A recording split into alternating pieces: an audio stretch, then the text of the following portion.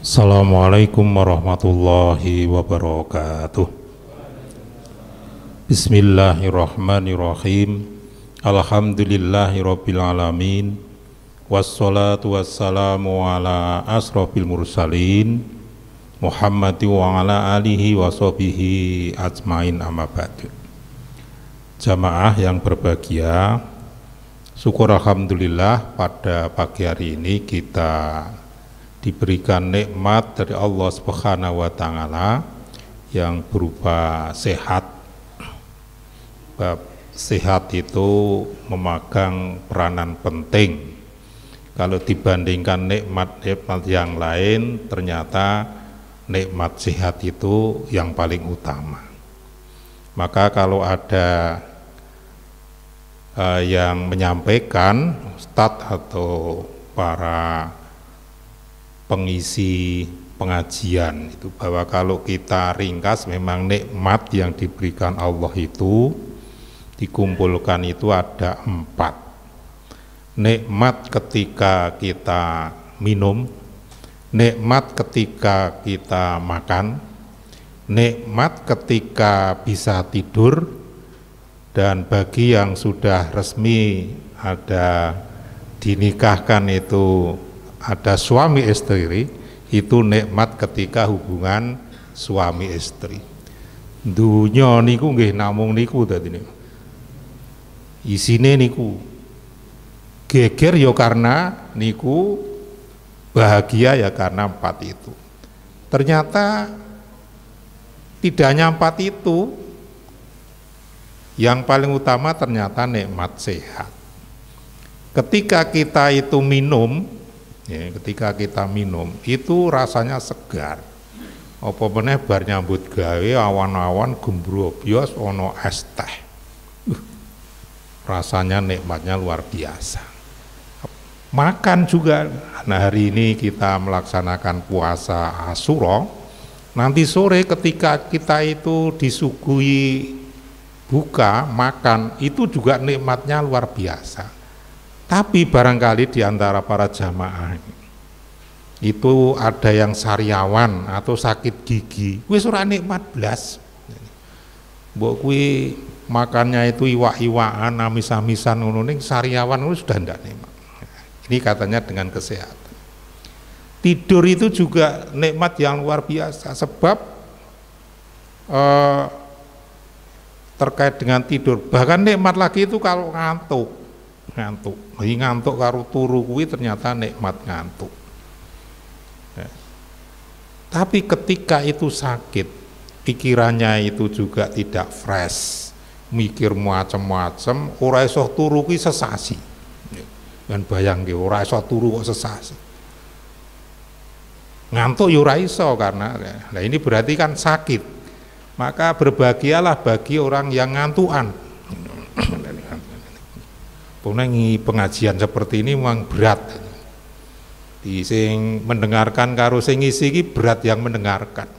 Urung ana critane kok kiai ustadz mubalek kok ngantuk ngono urung ana.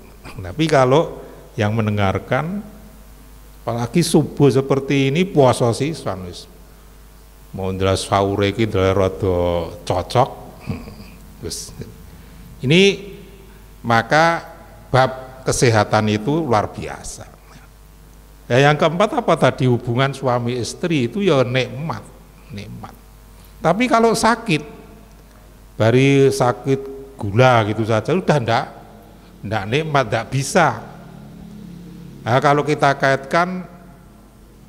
kaitannya dengan kekayaan kita, omahe yo magrong-magrong. Montore ya kinclong, lampune ya pating greyong, bojone iki ya jek moblong. Tapi sudah tidak bisa itu hubungan suami istri. Terus harus tinggi apa? Maka sekali lagi nikmat sehat itu ternyata urutan pertama perlu kita syukuri. Lah sekarang ini baru situasi dicoba oleh Allah Subhanahu wa taala. Ada yang namanya, kalau dulu itu orang-orang tua menamakan pagebluk.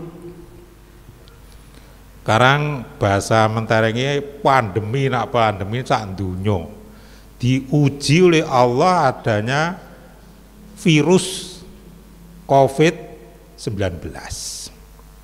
Berarti nek 19 iki kan nek 20 iku. Ya.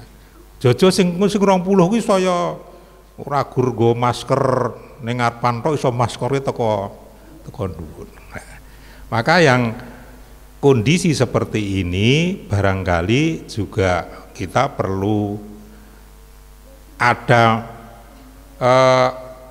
kita balik. Sekarang itu kan yang berhati-hati sangat luar biasa itu kan lahiriahnya menurut protokol kesehatan. Itu tapi yang utama sebenarnya dibalik ke Allah dulu. Semuanya kita serahkan ke Allah dulu. Baru usaha cara lahiriah, protokol kesehatan, saiki pakaian iki nganggo tambah nganggo masker. Nyandi wae kuwi nganggo masker. Terus cuci tangan tidak hanya sekali. Cuci tangan sekali. Bahkan itu yang sangat hati-hati itu kalau habis takziah kuwi kudu adus. Nah, itu termasuk juga kehati-hatian. Jadi kemarin kalau saya tuh nekani takziah ini 3 kali kon adus ping 3. Nah, ini kan kehati-hatian nanti katanya. Jadi cuci tangan beberapa kali, terus untuk jarak itu supaya diatur, bahkan sampai itu rasa salaman. Jadi salaman model tuk tuk tuk, itu juga salaman model semut kira-kira. Ini itu dilakukan, tapi yang lebih utama kita kembalikan kepada Allah Subhanahu wa taala. Sing di virus ku ya Gusti Allah, awake dhewe iki ya ciptane Gusti Allah. Masa malah diabaikan? Lah kaitannya dengan itu doa, zikir, permohonan itu afdol dikabulkan itu kalau dilakukan di tempat-tempat ibadah Baitullah atau masjidnya Allah. Maka dai kita, jadi kita sekalian yang hadir ini, mari kita ajak untuk meramaikan masjid, meramaikan masjid.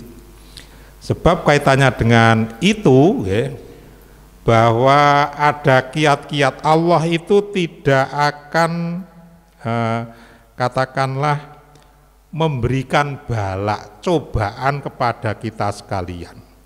Asal kita itu melakukan, jadi ada beberapa kiat cara mencegah bencana. Nah, termasuk itu bencana kita itu ada penyakit COVID seperti ini, itu bencana ujian dari Allah Subhanahu wa taala. Nah, barangkali kalau ujian ini sejak dulu pun sudah ada ujian. Para nabi itu pun diuji oleh Allah. Diuji oleh Allah. Lah kita sekarang ujiannya berbeda-beda, lulus apa ora. Tapi kalau itu secara keseluruhan, bagaimana mencegah bencana, musibah, balak, taun itu menurut Islam. Maka yang pertama yang perlu kita catat dan ini kita perhatikan atau yang nanti kita amalkan, Allah telah memberikan jalan keluar atau memberikan resep kepada kita sekalian. Genura kena balak ki piye carane? Yang pertama harus mensyukuri nikmat Allah dan menguatkan iman. Ini yang perlu dilakukan oleh kita. Terus karena ini kaitannya dengan dakwah, kalau kita itu sudah melakukan ajak-ajaki gampang. Ono bahasa kondo ora dipakoni, iso kondo ora iso nglakoni. Walah kaya gur ajak-ajak. Kowe gur ngomong ning ora tahu dilakoni. Lah ini barangkali kalau kita itu melakukan ajak-ajak itu, apalagi kalau ajak-ajak itu memang ikhlas dari hati, itu juga akan diterima dengan hati. Itu yang pertama. Kalau orang selalu bersyukur, nah kalau bersyukur itu berjamaah, yang hadir ini semuanya juga bersyukur, itu juga ada kiat untuk segera hilangnya wabah-wabah ini. Dalam surat An-Nisa ayat 147 itu dijelaskan, a'udzu billahi minas syaitonir rajim. Ma yaf'alullahu bi'adzabikum in sakartum wa amantum. Allah tidak akan menyiksa kamu semua jika kamu bersyukur dan beriman. Jadi ini dampaknya itu, kalau ini dalam ruangan ini yang sekian ini kita bersyukur semua, tidak hanya dimiliki atau dinikmati, tapi orang lain itu juga bisa memiliki, karena Allah tidak akan menyiksa kamu semua. Kebalikannya, nak kabeh ki ora gelem bersyukur, tidak kembali kepada Allah, ora gelem zikrullah, maka juga kita akan kena imbasnya. Ini seperti dulu ada kisah ketika Nabi Musa itu merajuk, bahasa niki protes. Ya Allah, dos pundi umat kula sing melu kula niku sekitar 40 orang niki, ketika panjenengan memberikan balak cobaan, lah kok nggih kena niku pripun? Ini protes seperti. Ya, kemudian Allah memberikan perintah kepada Musa, Musa, sana pergi, nanti kamu akan mendapatkan jawaban. Nah saiki Musa kono melaku kono berjalan ke sana, nanti akan ada jawaban. Maka Musa kemudian berjalanlah. Jadi dulu mang yura neng kendaraan kan unta atau hewan-hewan itu jalan kaki. Kemudian setelah jalan kaki, yang namanya manusia, Nabi itu juga manusia, maka haus, lelah, ngantuk. Di tengah jalan kemudian berteduh di bawah pohon. Ketika di bawah pohon, silir-silir, angine sumilir, angler, rada ngantuk-ngantuk. Angine saya gede. Karena angine saya gede, maka daun-daun yang di atas itu ada yang rontok. Di antara daun yang rontok itu ternyata tinggi omah ngangkrang, jegloki Nabi Musa. Sing jenenge semut iki ora ngerti kuwi nabi. Dadi sing jegloki kok ana empuk-empuk cokot ngono wae. Monggo semut iki ora ngerti kuwi barang penting karo kabeh dicokoti. Seperti itu nglilir. Semut orang ngerti, bahasane sini mungkin semut orang ngerti aku ki sopo, aku ki nabi mosok dicokoti. Bahasa sini kira-kira seperti itu. Lah karena marah semut itu kemudian diuyek. Ya, banyak yang mati karena diuyek kabeh kalau karena marah dicokoti oleh semut ngangkrang kalau di sini. Maka Allah kemudian memberikan teguran kepada Musa, Musa, ngopo semut iki kok mbok uyek kabeh, lah nyokoti kula. Maka dikembalikan dengan pertanyaannya Musa sing protes mau. Ini jawabannya Musa, mengapa kalau kami memberikan balak, memberikan wabah, kuwi kabeh kenek, sama dengan itu. Ketika itu ada semut yang nyoki mau, sama ini tadi ketika bukan balaki, baik itu yang tumindak maksiat karo sing ora kuwi kabeh kenek. Oleh karena itu yang sedikit itu supaya mau berdakwah, supaya tidak ada balak yang diturunkan dari Allah Subhanahu wa taala. Ini terkait dengan yang pertama, maka dakwah kita itu bagaimana sekitar kita itu mau bersyukur sebagaimana dalam ayat ini. Jadi kalau orang itu banyak syukurnya, maka Allah tidak akan menurunkan bala. Yang kedua, biar bala ini cepat selesai dan juga tidak terus-menerus, dianjurkan kepada segenap lapisan masyarakat itu supaya beramal soleh. Semua saja itu supaya beramal soleh. Ini berdasarkan firman Allah di dalam Al-Quran surat Hud ayat 117. A'udzu billahi minasyaitonir rajim. Wa ma kana rabbuka liyuhlikal qura bidzulmin wa ahluha muslihun. Dan tiadalah Tuhanmu akan menghancurkan suatu wilayah jika para penduduknya melakukan amal soleh. Di Allah itu ora bakal menghancurkan suatu wilayah, suatu daerah, suatu kampung, suatu dusun yen penduduk iki padha beramal soleh. Inilah dakwah kita. Piye carane di sekitar kita kuwi sing do gelem amal soleh. Amal soleh kan banyak sekali yang kita lakukan. Jadi sudah sangat hafal, hampir semua ustadz itu menyampaikan wa ma khalaqtul jinna wal insa illa liya'budun. Jadi kalau apapun yang kita lakukan itu kaitannya dengan ibadah, apapun itu, ya bekerja ibadah, ngajar ibadah, nyambut gawe ibadah, ibu-ibu ngopeni putrane ibadah, masak bojone ibadah. Kalau semuanya itu kita lakukan dengan ibadah, maka rangkaian itu termasuk beramal soleh. Jadi beramal soleh tidak hanya ini yang kelihatan itu, kalau kita mengeluarkan infak, sedekah, kemudian kita bantu pada yang tidak hanya itu, tapi amal soleh kan banyak sekali. Maka kalau terkait dengan perintah ini, kaitannya dengan amal soleh ini, apapun dari tingkatan apapun, dari berbeda pendidikan itu bisa dilakukan.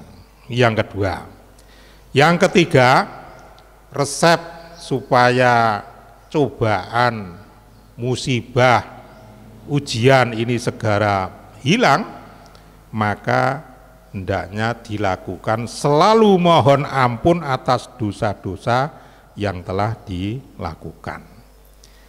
Artinya apa? Kita selalu berdoa memohon pada Allah.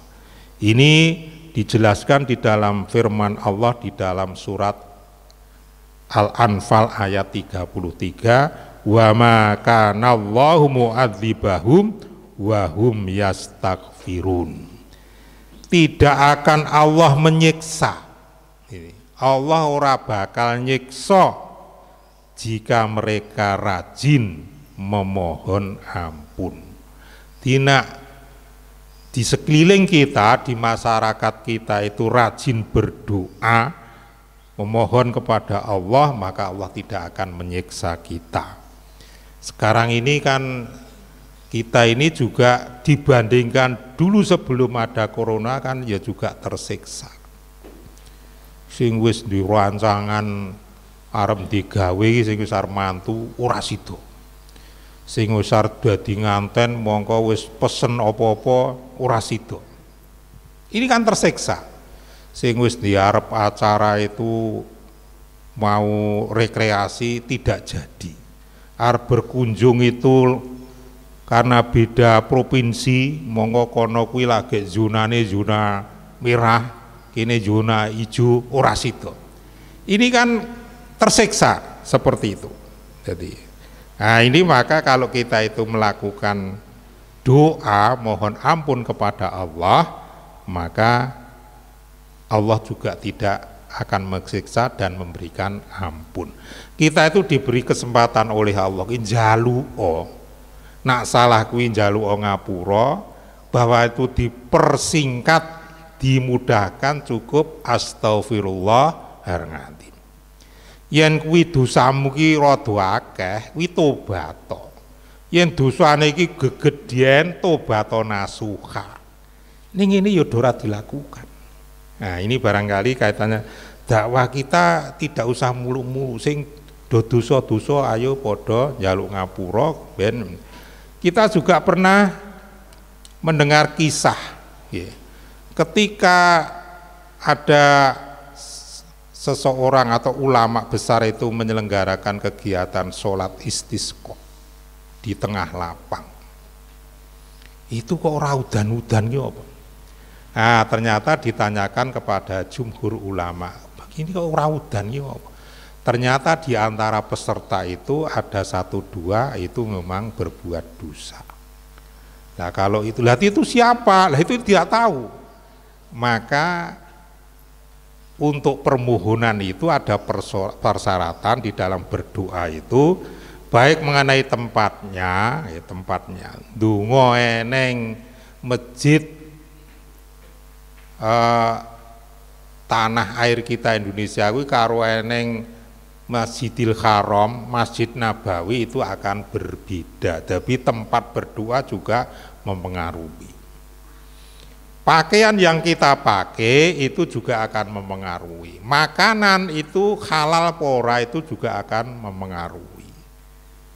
Kemudian ketika kita berdoa itu dalam kondisi kita itu suci atau dalam kondisi batal itu juga akan mempengaruhi. Jadi kalau kepingin doanya itu dikabulkan itu ada beberapa persyaratan. Kita bisa membuat katakanlah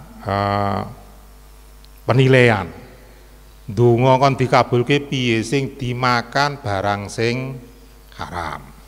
Pakaiane kumel, yo ora adus.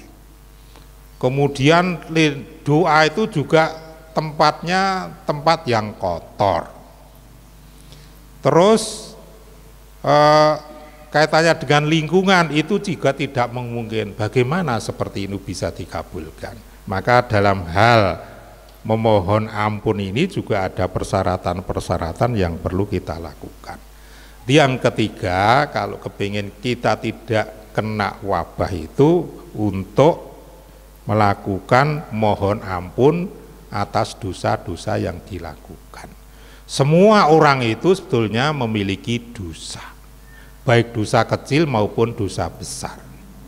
Setiap hari dosa kita itu akan bertambah kalau kita itu tidak membersihkan diri.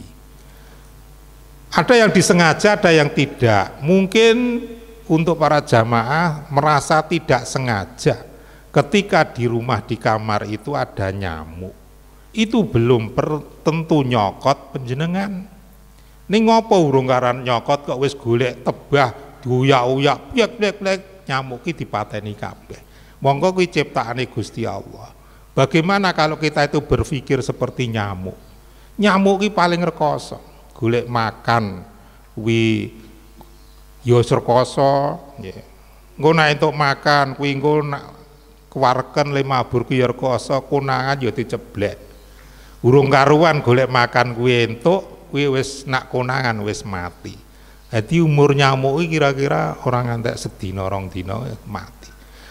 Andekan kita itu dadi nyamuk, ini untung kita itu jadi manusia yang sempurna diciptakan oleh Allah. Lah mateni sing makhluk Gusti Allah sing ora salah kuwi apa itu tidak termasuk dosa? Itu kalau kita sejernih itu memikirkan kaitannya dengan kesalahan.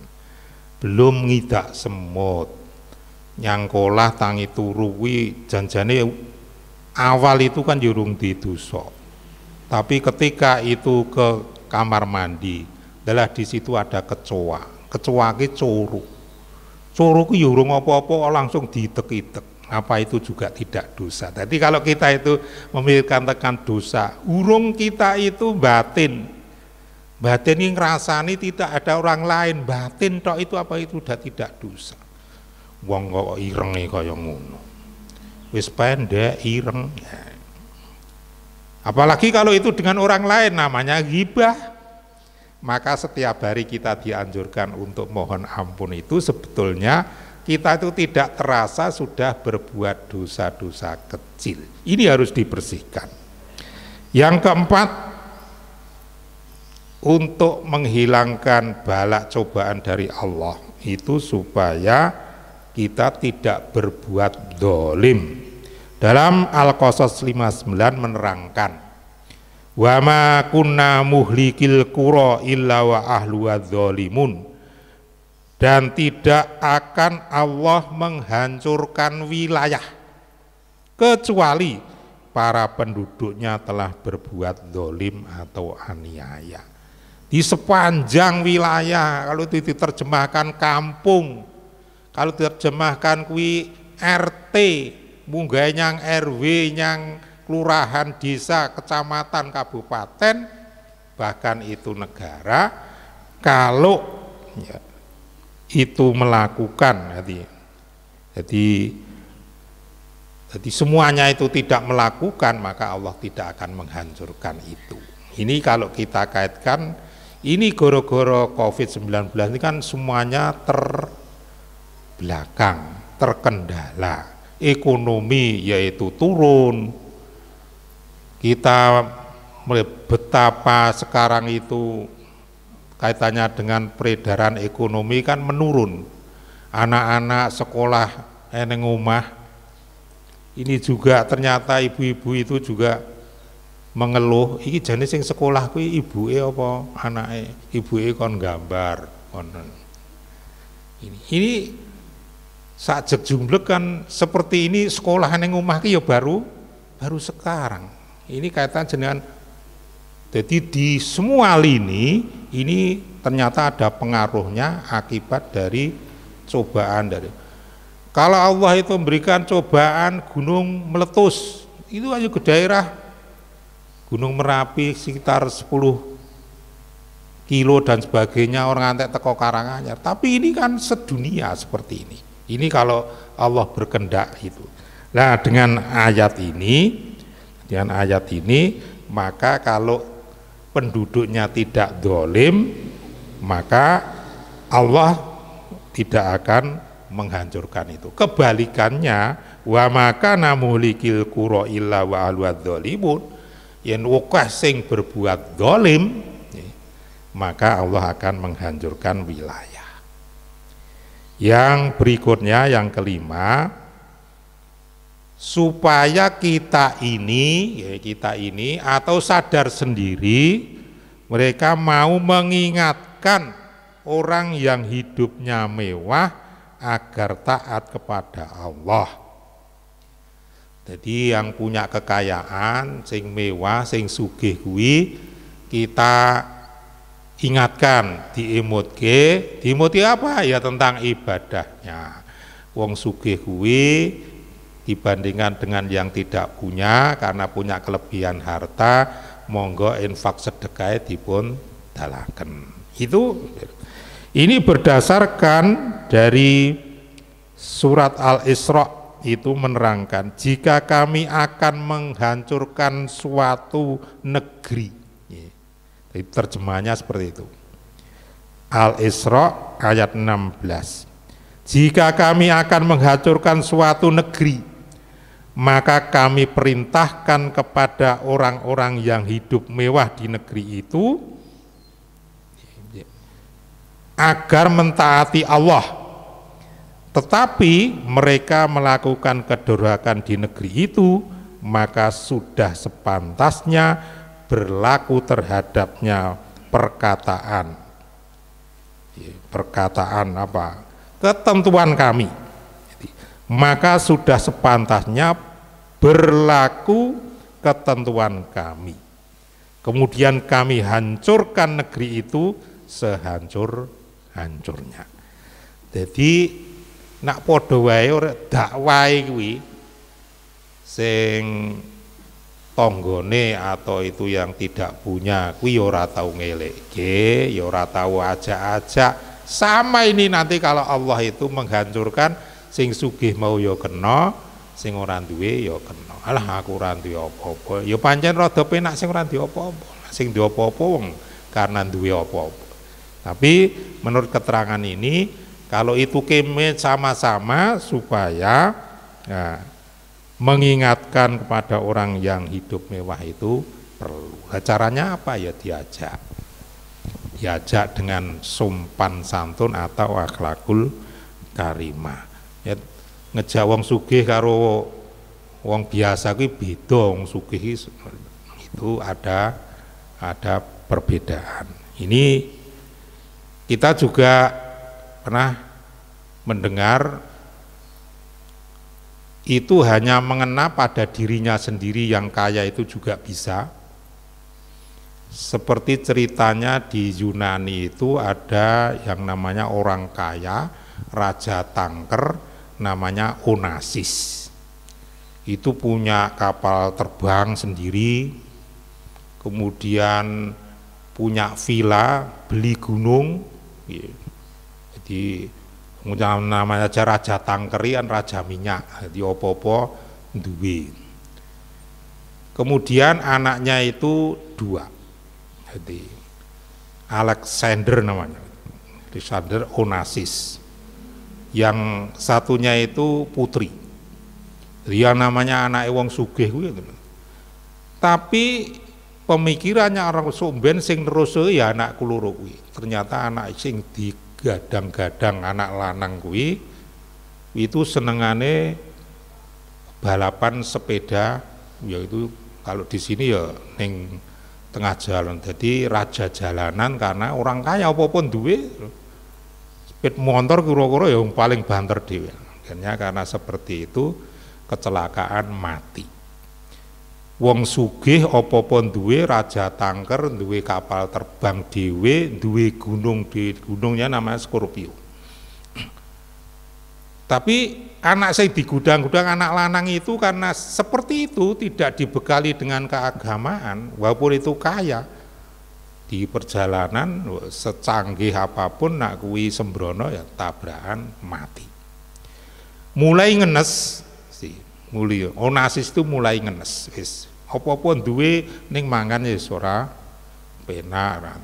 Akhirnya tinggal yang dikasih yang wanita adiknya itu sangat disayangi. Tapi kalau itu teringat pada anaknya yang besar itu pikirannya sudah banyak menyendiri di gunung yang dibeli itu tiap hari ke sana memikirkan anak lanang siji wae kok ya meninggal dunia, terus sing neruske perusahaan iki sapa. Yang wanita ini karena tidak dididik agama, wong panjen orang tuanya tidak beragama, jadi percaya pada Allah itu tidak ada. Ini pun juga pergaulannya pergaulan bebas.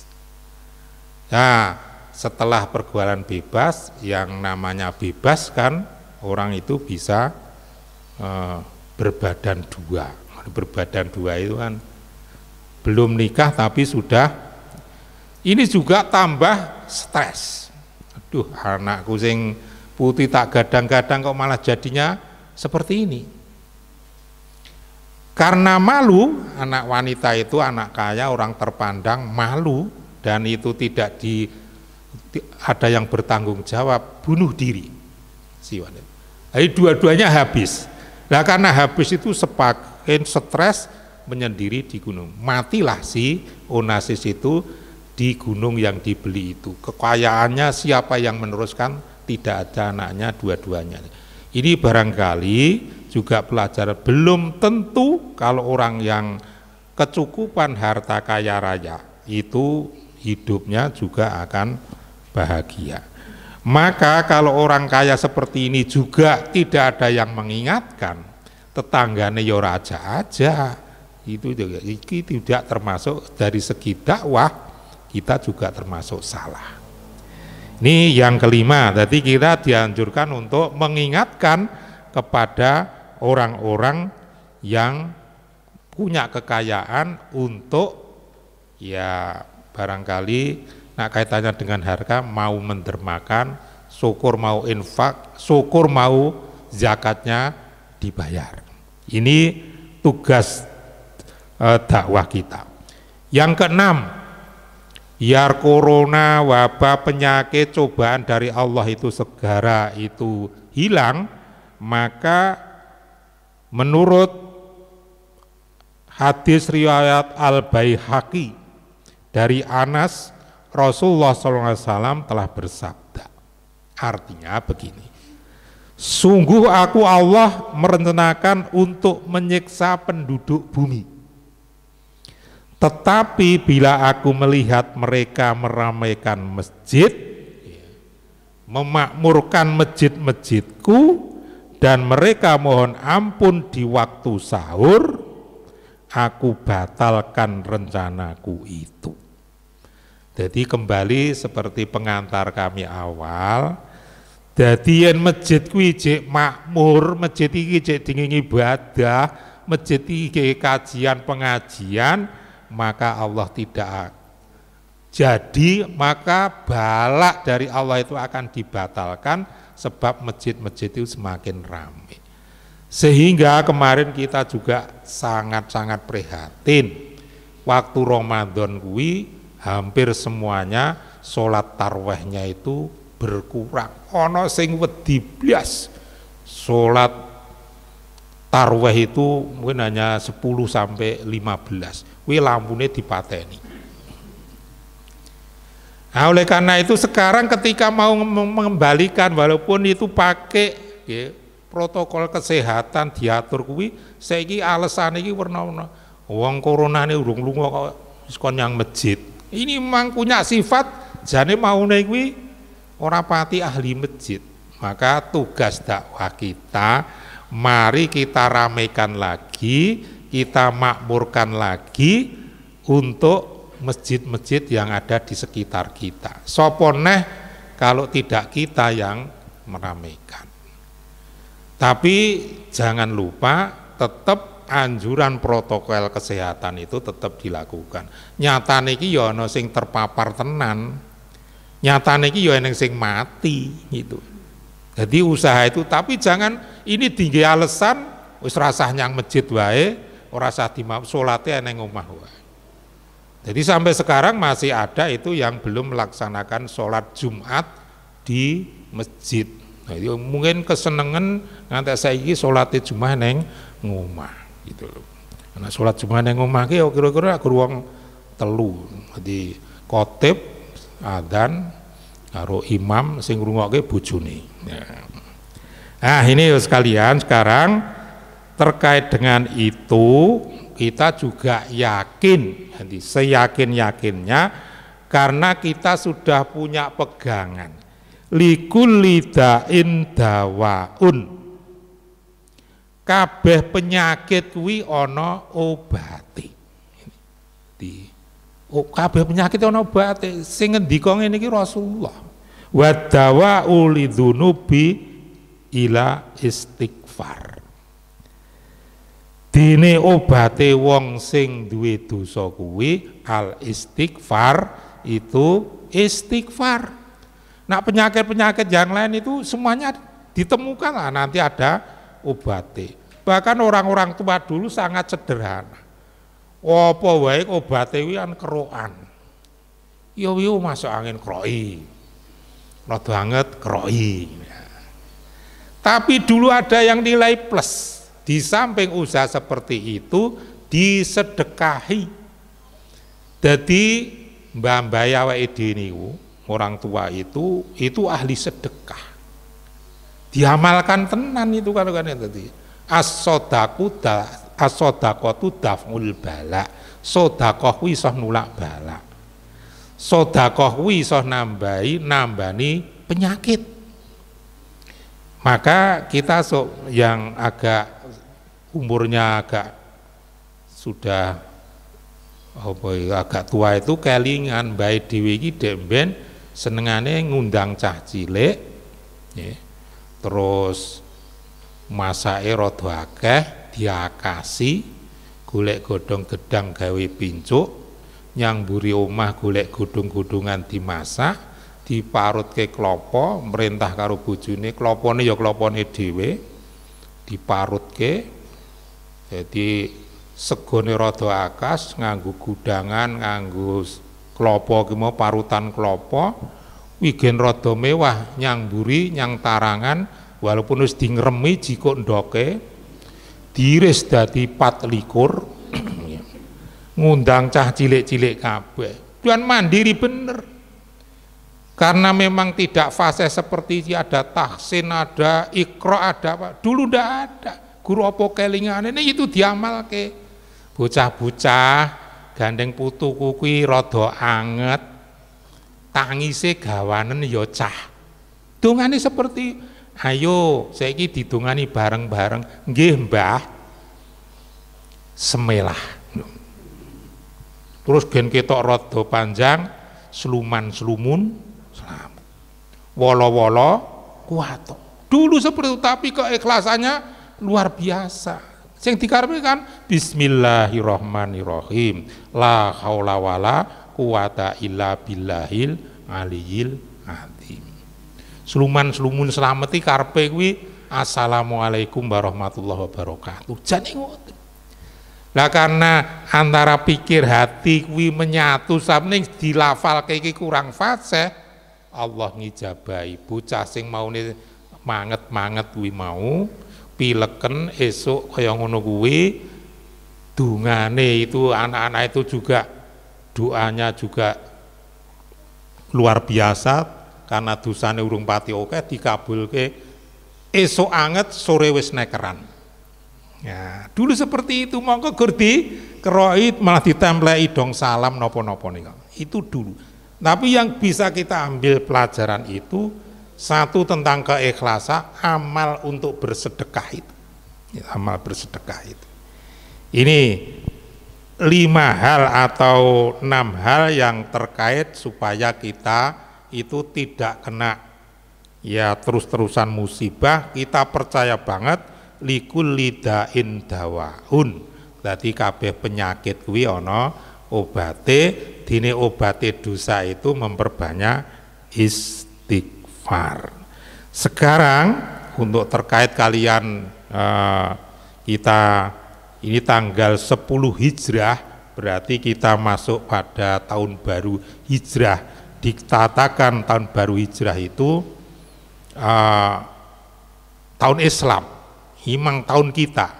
Maka kalau panjenengan itu punya kerja atau itu membuat undangan dalam surat, ya rasa muluk-muluk lah, kita mulai saja. Sing biasane nganggo kalau pekan kuwi minggu kuwi diganti 1 pekan, minggu diganti ahad. Nak gawe surat ning dhuwur kae selain tanggalan Masehi itu ada tanggalan Islam atau tanggal hijrah. Kalau itu kita biasakan, wah ini sudah luar biasa. Semuanya seperti itu. Baik itu dari pengurus apapun, kalau membuat surat kita rubah seperti itu. Yang pertama, ini dakwah kita karena kita memasuki tahun baru hijrah. Kemudian kalau kita membuat kalender, barangkali yang minggu-minggu itu nak urung kebaca dadi konsep kuwi ana sing ngelingke dadi ahad lagi. Ahad yang pertama kalau terus dadi minggu. Terus ada peningkatan. Jadi ada singkatan yang menarik. Tadi katanya memasuki tahun baru hijrah seperti ini kan baru tanggal 10. Itu kalau diurutkan dengan pendidikan formal, hendaknya kita memasuki tahun baru ini dengan TK, bukan taman kanak-kanak, tapi tadabbur tadarus Al-Quran, TK. Nah ini kemudian ora kok ngantek sok ben rampungi gur TK tok, diteruskan ada peningkatan apa seminggu apa 2 hari lagi naik dari SD. SD itu apa? Ditambah sholat duha. Jadi tadabbur naik menjadi ditambah sholat duha. TK-nya kan sudah kita miliki, wis melakukan tadabbur, wis tadarus Al-Quran, ditingkat ke sholat duha. SD. Apa kuwi rampung? Ndak. Cita-cita ya kudu sing dhuwur, mula ditambahi naik dadi SMP. Salat malam perhatikan. SMP. Jadi sekali-kali ki ya. Nanti kalau sudah terbiasa, orang salat malam kuwi nak esuk kuwi dlongap iki jane sing ilang ki apa? Ternyata dek bengi itu kebablasan lali ora salat malam. Coba apa yang kami sampaikan ini dicoba nanti kalau 1 minggu itu ada atau 1 pekan gitu. itu kita lakukan, apalagi sudah 1 bulan, kliwatan, jadi kesel tenan, ora sholat malam, itu nanti ada yang merasa hilang. Sing hilang itu ora duite, ora bondone, tapi tidak sholat malam. SMP. Apa ki cukup? Tingkatke meneh dadi SMU. Siap menolong umat. Nah, aja gur tinggu karepe dhewe, tapi siap menolong umat iki ya memperhatikan yang lain-lain. Kira-kira ora pati rasa-rasen atau kira-kira itu pancen ya pancen di pemikiran sing pengajian sok ben wae, sedekah ki ya sithik-sithik wae. Lah itu perlu ada yang mengingatkan. Kalau ada yang kekurangan seperti kemarin yang dilakukan karena corona seperti ini, memang ada yang di PHK. Ono sing dodolan ku ya ora iso dodol ning ora ana wong tuku. Lah seperti itu apa? Kita harus menolong. Maka SMU siap menolong umat. Ya. Nah, kuwi aja go rampung teko kuwi, kudune ditingkate yang perguruan tinggi. Apa kuwi? S1, singkatannya kan SI. SI itu apa? Sedekah infak. Nah, itu. Sedekah infak. Itu tingkatannya sudah tinggi, pancen jane nek ngetokke apa-apa kuwi pancen ya rekoso. Tingkatannya sudah perguruan tinggi. SI, sedekah infak. Nak zakapan kewajiban. Lah sedekah infak iki perlu dilatih. Habit namanya. Kemudian yang berikutnya, apa kuwi cukup munggah meneh sisan yang S2. Apa niku? Selalu silaturahmi. Nah, kata senjang menika itu kita niati juga silaturahmi. Silaturahmi itu memperbanyak atau resep untuk panjang umur silaturahmi. Dikompliti sisan gen teko S3 wis S3 menika maka akan ngunduh tabiatnya, dilihat orang itu bisa senang, senyum, sumringah. S3. Jadi yang kulino pengajian ini terus niku juga mulai dari TK teko S3 itu akan menghasilkan napa senang, senyum dan sumringah. Nah, niki tingkatan-tingkatan dalam mengisi tahun baru Hijrah. Yang perlu kita ingatkan ya, bahwa ada hal-hal yang perlu kita perhatikan. Kita menukil apa yang disampaikan oleh Rasulullah, ada resep, ada beberapa yang perlu kita lakukan supaya kita itu dalam memasuki tahun baru ini ada perbedaan dari tahun sebelumnya. Ini perlunya muhasabah. Dalam hal ini ada 5 pantangan kunci sukses. Jadi nak kepingin sukses itu ada 5 pantangan yang perlu kita cermati. Pantang berbuat dolim. Pantang berbuat dolim. Yang kedua, pantang berkeluh kesah. Jadi nak kita niku ningali duwe tangga, duwe kanca kuwi gur ngres wah apa-apa wis sambat. Wis apa mawon. Iki musim corona ngono ya dadakan duwe gawe undangan oke kok ngono. Terus apa yang dikeluarkan itu? Piyak ngoten. Piyak. Ora doawan kuwi wis omah regete kok ngene piyak. Ibu-ibu yang ngono pekerjaan numpuk kuwi. Jadi asal sedina kuwi piyeke punjul ping 50. Wah, kuwi genah orang yang selalu berkeluh kesah. Ning nak ora krungu blas sapa-apa ya ditandangi to, kuwi pancen iki gaweane dhewe. Ora sah piyak karo piyak gitu. Yang ketiga, pantang berbuat sia-sia. So kadang-kadang kita kuwi nyambut gawe pekerjaan berbuat sesuatu ini jane sia-sia. Inun sewu ada yang menyampaikan kalau saya juga masih wong itu juga kesenangan. Saya hanya melihat ki wong ngerokok kaki jan iki ya dilihat kuwi tembako terus disedot metu apa kuwi terus diserot ditokke neh kuwi jane ngopo gitu lho. terus gue ngaro muni, lah apa itu kuwi saya juga itu kalau dikaitannya dengan sia-sia apa kuwi ora sia-sia kok ngono direwangi tuku ini kaitannya dengan, tapi kami tidak menyampaikan wong keluarga saya itu sing ngerokok ora gur siji loro ning akeh. Terus daerah saya kan daerah tembakau lah, kuwi ngomong ini iso ini, tapi ini hanya berpikir secara nyata. Jane udut kuwi ngerokok kuwi ngopo to ya gur nyerot keluk ditokke neh karo monggo kuwi bayar. Yang keempat, pantang jadi beban orang. Jadi ada orang wis apa-apa jadi beban. Jadi lah kira ini selalu jadi beban orang itu tidak akan sukses. Ini itu yang keempat. Yang kelima, pantang berhati busuk. Jadi hatine kuwi nek iso ning sifat-sifat sing ora patian langsung itu dibusek itu gimana? Ya dialihkan kepada yang lain.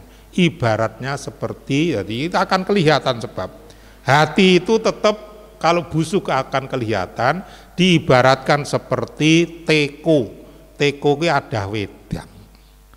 Jeron teko ki isine apa? Itu mongko jane kon njaba iki ketokan teko, tapi jero ki isine apa kan ora ngerti.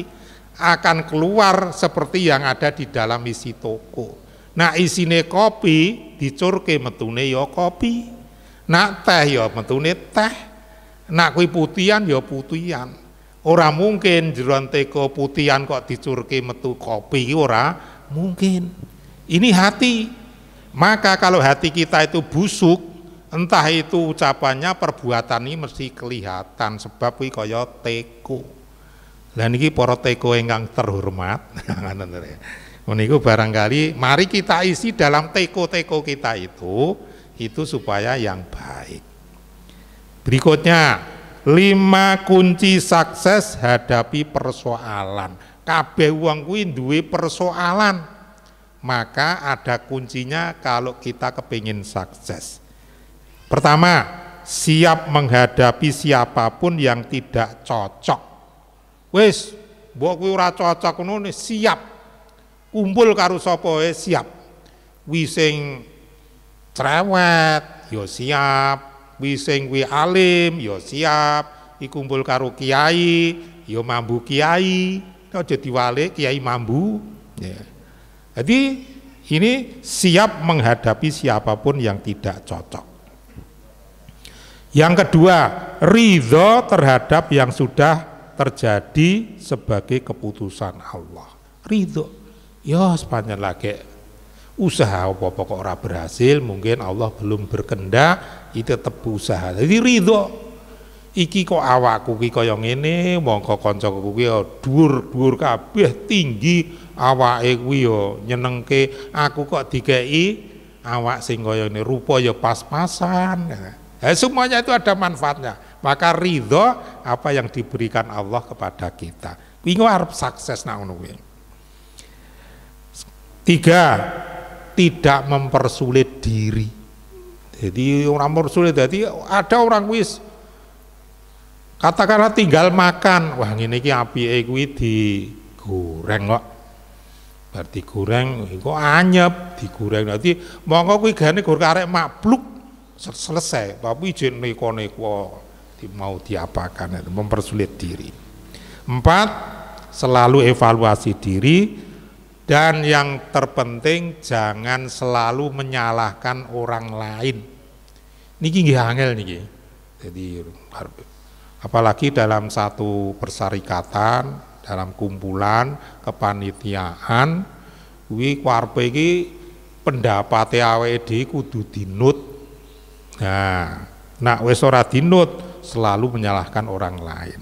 Ini tidak akan sukses orang yang seperti itu. Judulnya mau kalau kepengen sukses hadapi persoalan. Yang kelima, selalu bersandar hanya kepada Allah. Hasbunallah wa ni'mal wakil, ni'mal maula wa ni'man nasir. Niki barangkali beberapa hal yang jadi katanya dengan dakwah kita mengajak menurut kemampuan para jamaah untuk kaitannya dengan penyakit, cobaan, corona dan sebagainya. Yang kedua, agar sukses kita, mari kita tingkatan mulai TK sampai S3 itu kita lakukan dalam memasuki tahun baru Hijrah. Demikian, Assalamualaikum warahmatullahi wabarakatuh.